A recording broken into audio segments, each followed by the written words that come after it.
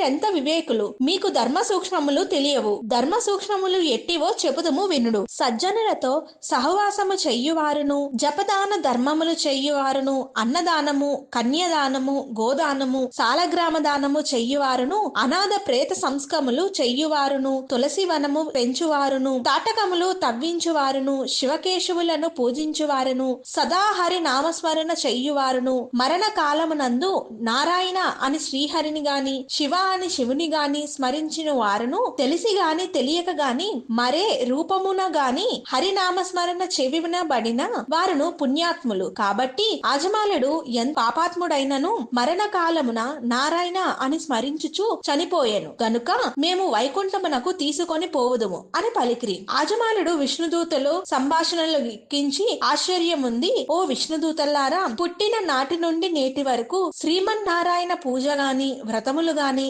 ధర్మములు గాని చేసి ఎరగను. నవమాసాలు మోసి కనిపెంచిన తల్లిదండ్రులకు సహితము ప్రాణమిల్లలేదు. వర్ణ శాస్త్రములు విడిచి కులభ్రష్టుడై నీచకుల కాంతులతో సంసారము చేసి తిని నా కుమారి అందు ప్రేమతో నారాయణ అని అంత మాత్రమున నన్ను ఘోర నరక బాధల నుండి రక్షించి వైకుంఠమునకు తీసుకొని పోవుచున్నారు. ఆహా, నేనెంత అదృష్టవంతుణ్ణు! నా పూర్వజన్మ సుకృతం, నా తల్లిదండ్రుల పుణ్యఫలమే నన్ను రక్షించింది అని పలుకుచూ సంతోషముగా విమానము ఎక్కి వైకుంఠముకు ఎగును. కావున ఓ జనక చక్రవర్తి, తెలిసి గాని తెలియక గాని నిపుణ మట్టిన నెట్టులా బొప్పులెక్కి బాధ కలిగినచో అటులనే శ్రీహరిని స్మరించిన ఎడల సకల పాపములను నశించి మోక్షము పొందుదురు. ఇది ముమ్మాటికి నిజము. ఇట్ల స్కంద పురాణ తరగత వశిష్ఠ ప్రోక్త కార్తీక మహత్య మండలి నవ మధ్యాహ్నం 9వ రోజు పారాయణం సమాప్తం.